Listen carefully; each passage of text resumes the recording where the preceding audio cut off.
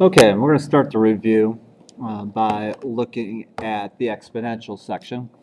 So first thing, this is the equations that are in exponential form. Y equals AB to the x. And remember, this is your initial amount. This is what you start off with. And this value here is your base. That's your multiplier. And if your base is greater than 1, you have growth. And if your base is greater than 0 but less than 1, you have decay. Okay. So on this particular problem, since your multiplier was 1.5, that's greater than 1. So this one is growth. And if you switch this to a percent, this would be 150%. But the first 100%, 100% of 12 would be 12. So since we're 50% more than 100, that is 50% growth. Okay. On the second one, this would be 200%. So that again is growth.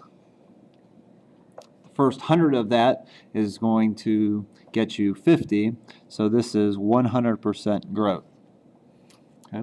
On number 3, this is 0.75, which equals 75%. So since this is less than 1, this is decay. Oops, this is decay. And that's decaying. It's going down 25%. Because it'd be 100 minus 75, which is 25%. Everything is based off of 100. Okay? So we've got growth of 50%, growth of 100%, and decay of 25%. Okay? On number 4, we are using the formula for continuously compounded interest. Okay? That's continuously compounded interest. Okay. So here, P is your principal, which in this case is 400. E is a number on your calculator, which we should be pretty used to using at this point.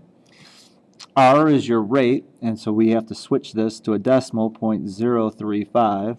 There's a 0.035. And then T is your time, which on this one, your time is 5 years. So this is times 5. So then this is going to come out to be approximately, now let's pop this into the calculator here.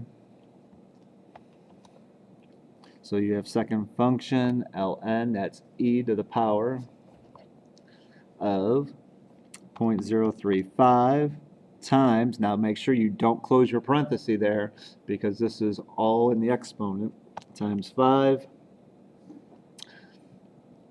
Oops, and then out in front here, meant to put the 400. So it's 400 e to the power of 0.035 times 5, which gets you 476. And then this looks like this will be 50 cents because this 8 will turn the 9 into a 10. So that'd be 50 cents. So this is $476.50. Okay. Then problem number 5. Here we've got a decay problem because our car is decreasing in value. So that means you're going to take 1 and subtract off your rate. Okay.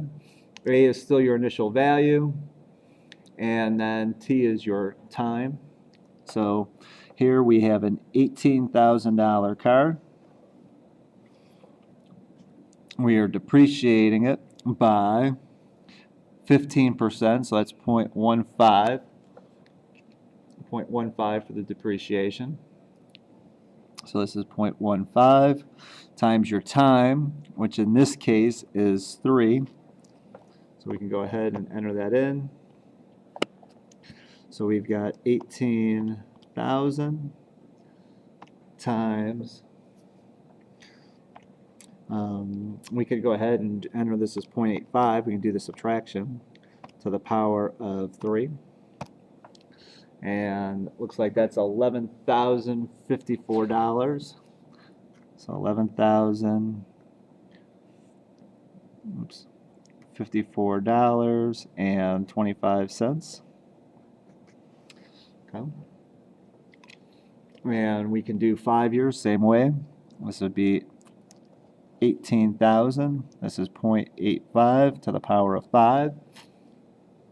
So we just do a memory recall, change the 3 to a 5, and we get 7,986.70 when you round up. Okay. So those are the application questions for exponentials. Okay. In the next video, we will look at the properties of logs.